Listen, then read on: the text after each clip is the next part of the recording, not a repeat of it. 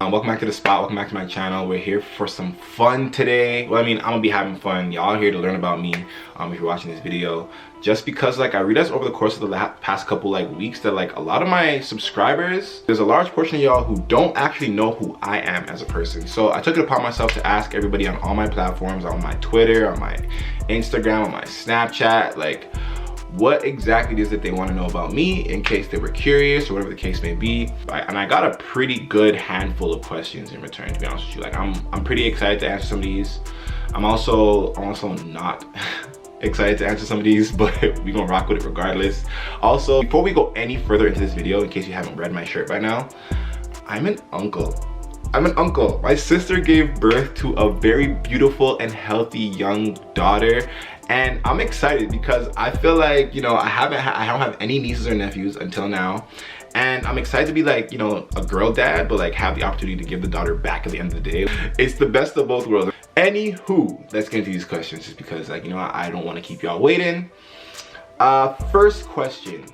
What inspired you to start Whose Fly TV? I think this is a really good question to start off the video with. So, long story short, going back to I want to say maybe 2015, 2016, a very long time ago, I just did the most on Snapchat. Snapchat was my thing. My stories would be, I'd have the stories that you just tap through. I'm not even gonna lie. Looking back on it, I kind of cringe a little bit because I was doing the absolute most on Snapchat. And surprisingly enough, there was a very large handful of people who were like, yo, you should just have a YouTube channel. I don't understand why. I look forward to watching your snaps every day because you're doing something crazy every single day, and it's funny and it's entertaining. So I took it upon myself to actually create one back then. And it wasn't until I bought my house when I realized that, okay, you know what, I can actually be entertaining, speak my mind, do all of these charismatic and entertaining things.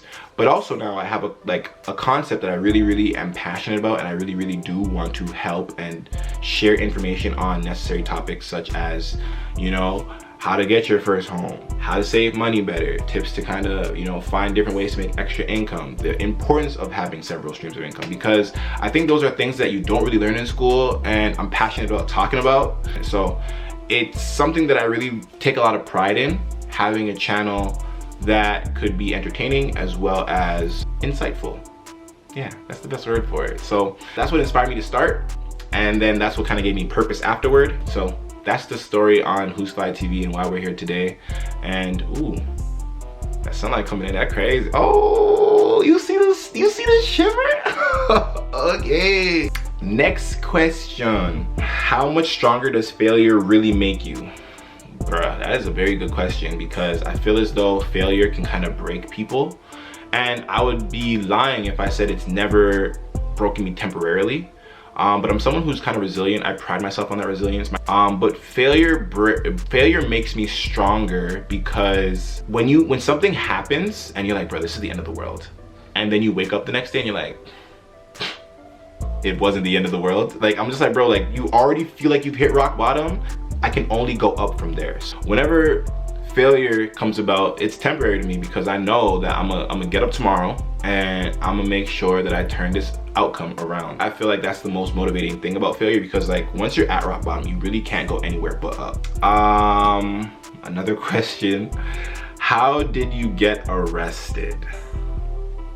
Clearly this question came from somebody who's aware of the situation, and it's ironic because it came from the person that was in the situation with me. I feel as though that question is probably better suited to make a story time later. The story is pretty funny. I had two instances, well, one instance and a half where I've been in police custody. It's not my proudest moments, obviously, but it's also nothing I take shame in. Yeah, that story's a little crazy when I think about it, but I do think it's better suited for a story time. So if y'all want to hear those stories, drop it in the comments, let me know. If it's requested enough, I will definitely do the story time on that. But it was a little misunderstanding, that's all. I was arrested for that. And it's funny that you're asking that question, because you were right there with me in them cuffs. So I feel as though it should be a collaborative effort on the story time if you're up for it, but we will revisit that story another time. Thank you very much. Moving along. Dominique, why would you ask this question? What is it like being so sexy? Clearly my girlfriend does not take it serious when I'm asking for legitimate Q&A questions, because why? To answer your question, it is great being sexy to you, because I begged ya. Yes. Yes. Moving along to the next question. What drives you and how do you keep yourself motivated? I just have an idea of what it is, what kind of life I deserve and what kind of life that I want to strive for, and that idea and that fantasy of what it is, that because I don't dream about things that are not feasible. I don't have infeasible dreams. So the ideas and the fantasies that I have in my mind, they're within reach, and knowing that it's possible and tangible, and knowing that it's within reach keeps me so motivated, because like, why am I letting up when I know that I can get this? Like, why? It doesn't make any sense to me. Also, my shoe addiction is a very, very, very big motivating factor. I got so many sneakers that I have right now and that I want to still get, and I need money. So that's what motivates me every day. So yeah, those are things that motivate me. Ironically enough, the next question, what are the top 3 Jordan 1s that you don't own yet? Which is very key that you added that ending to that question, because I have a lot of pairs of Jordan 1s. I feel like, should I show it? I'll be right back. Hold on, I'm gonna show y'all.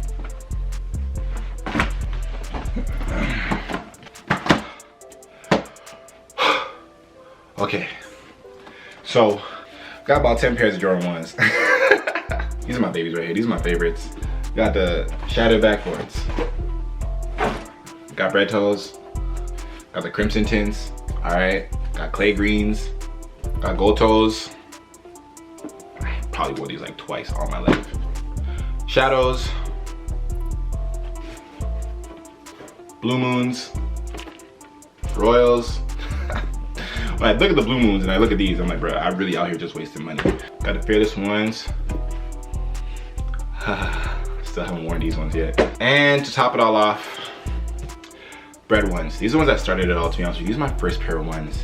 It's crazy to see how much I have now, and I got these only like 4 years ago. That's like me getting 2 pairs every year since I got those. That's crazy. So as you can see, my ones collection is pretty big, which makes it pretty difficult for me to pick out 3 pairs that I don't have that I'm still out here looking for. I know off the top of my head, I do still want the top 3 ones, which is kind of crazy because I already have the Breads and I already have the Royals, and essentially they're just a fusion of the two, but you know, that's not the point. I still want them. I'm gonna get them. Mark my words. I do want the New Loves, which is the black and yellow joint. And if I have to pick one more, you know what, one pair that I really wish I got that I didn't get over the past couple years, I would like the Obsidian ones still, and the Rookie of the Year ones. I'm so mad I didn't get the Rookie of the Year, which is like, they're like wheat. They look like the color of Tim's, and they got a little bit of red in them. They got the red laces too. I really wish I got those. I don't know why I didn't get them, but that's still on my mind. So those are my 3 pairs right there. The top 3 ones, the New Loves, and then it's a toss up between the Rookie of the Year and the Obsidians. Good question though. I'm mad because now I gotta clean my room. Sneakers all over the place, I'm upset. Next question. What was the girlfriend prayer you used? Single kings wanna know. Listen here, buddy.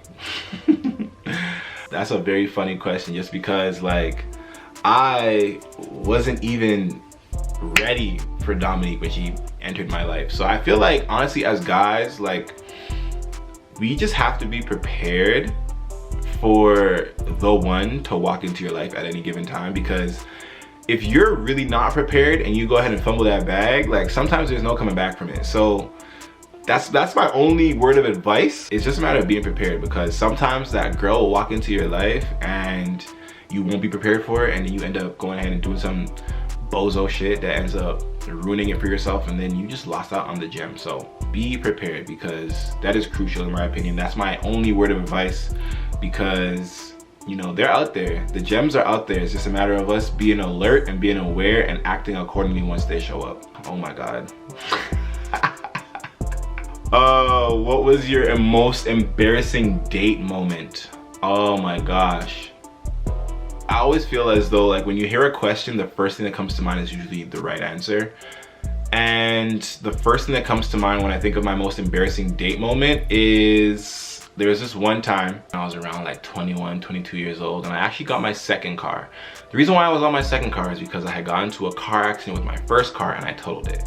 So I got a reimbursement check from my insurance and they said, here, make do, go get a car with the same or lesser value. So I went to a car auction and I bought the car as is. I overlooked the car battery issue that it was mentioning and I said, you know what, this is the car I want, let's roll with it. Silly me. A couple weeks later, I went on a first date with this girl. We went out to eat, everything was great.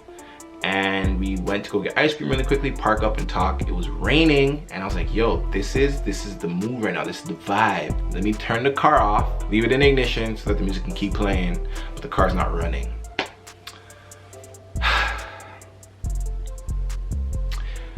When it was time to leave the parking lot, the car wouldn't start. Battery was dead. It was raining. I didn't have booster cables in my car. I had to call my mom to come bring the booster cables at like 1 o'clock in the morning so we could boost my car in the middle of the rainstorm so I could drop this girl home. Now I am no love expert, but having your mom come on the first date to come boost your car in the middle of a rainstorm is no way to impress a woman. Shorty actually called a cab and left middle of their date. She didn't even stick around for me to boost the car. Like, bro, it's cool, cause I don't expect that out of you. I'm not entitled to have you do that, but I felt like trash, bro. I'm not gonna lie. Like, I was so embarrassed. I was like, next day, I think I messaged her saying like, you know what? Like, I'm really sorry that this happened. I'm so sorry. My apologies. Hopefully I can make it up to you. And I didn't get a response back. I just had to hug that L and say, you know what, Royston, now you know. So that is probably my most embarrassing date moment on my part. I mean, I've been on other dates that are pretty embarrassing on the other person's part, but I'm not here to talk about that. It's about me right now. And I'll take that L. If you're watching this video right now and you are the girl who left me abandoned while I was in the brainstorm with a dead battery, I hope you're doing well. I hope you're proud of the person that you are. Not really. Anyways, next question. I was so mad. I was someone asked me that question, bro. We were doing so well. How many relationships have you been in? Including the relationship that I'm in right now, I've been in 4 relationships. I do not count high school stuff. Bro, I don't think we were really dating properly. And you know, this one's gonna be my last, bro. If this don't work out, I'm gonna go get 17 cats and just call it a day. So Dominique, if you're watching this, all the pressure is applied right now. All the pressure. You can stay with me or am I gonna be someone with cats?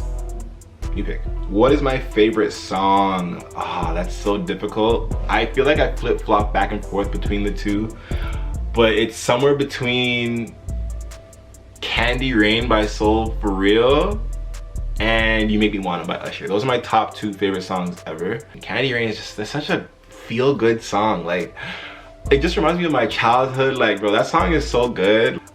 Two more questions to go. Okay, this one is a little. How old were you when you finally accepted you were Guyanese and why did you hide it?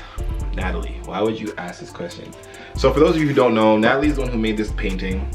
Shout out to her, she's an exceptional artist. She made this painting as well as this one right here for my channel. I really appreciate her, but as you can see, she is a bit of a nuisance. So I'm just gonna take that question as, what's my background? I'm half Jamaican and half Guyanese. The problem with being Guyanese is a lot of them refer to it as chicken curry or goat curry. I don't understand why curry is used as a suffix and not the prefix, and it's hard to claim them when they speak like that. So that is why I was, you know, maybe not as vocal with my Guyanese heritage as I probably should have been, but I am very much so Guyanese. I don't hide it, I don't deny it, just not as vocal with it. So let's just leave it at that, all right?